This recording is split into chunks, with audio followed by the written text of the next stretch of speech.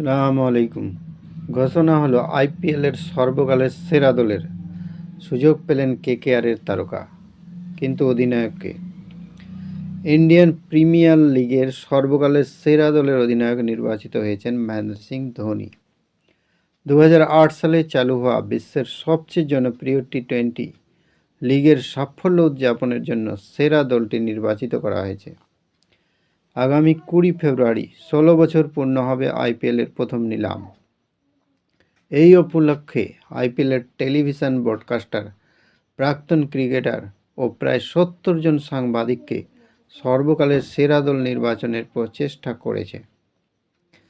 নির্বাচক প্যানেলে ছিলেন ওয়াসিম আকরাম, ম্যাথু হ্যাডেন, টম মুডি ও ডেইল স্টেনের মতো অভিজ্ঞ প্রাক্তন ক্রিকেটাররা।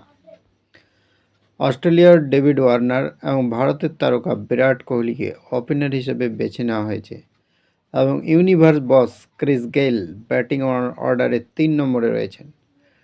মিডল অর্ডারে জায়গা পেয়েছেন সুরেশ রায়না, এবি ডিভিলিয়ার্স, সূর্যকুমার যাদব ও ধোনি।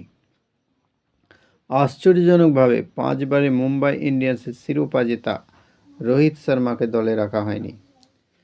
আইপিএলের 243টি ম্যাচে রোহিতের রান 6211, একটি সেঞ্চুরি ও 42টি হাফ সেঞ্চুরি করেছেন তিনি। আইপিএলের ইতিহাসে চতুর্থ সর্বোচ্চ রান সংগ্রাহক রোহিত শর্মা। দ্বিতীয় স্থানে থাকা শিখর ধাওয়ানকেও রাখা হয়নি। 217 ম্যাচে 6617 রান করেছেন শিখর ধাওয়ান। সর্বোচ্চ 7263 রান করেছেন বিরাট কোহলি। 15 সদস্যের দলে 3 অলরাউন্ডার হার্দিক পান্ডিয়া, রবীন্দ্র জাদেজা ও কারণ পলার্ড।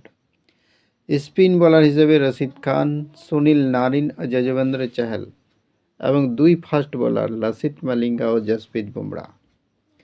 সর্বকালের সেরা আইপিএল দলটি হচ্ছে এরকম: মহেন্দ্র সিং ধোনি হচ্ছেন অধিনায়ক, Virat Kohli, Chris Gayle, David Warner, Suresh Raina, AB de Villiers, Suryakumar Yadav, Hardik Pandya, Ravindra Jadeja, Kieron Pollard, Rashid Khan, Sunil Narine, Yuzvendra Chahal, Lasith Malinga ও জসপ্রীত বুমরা।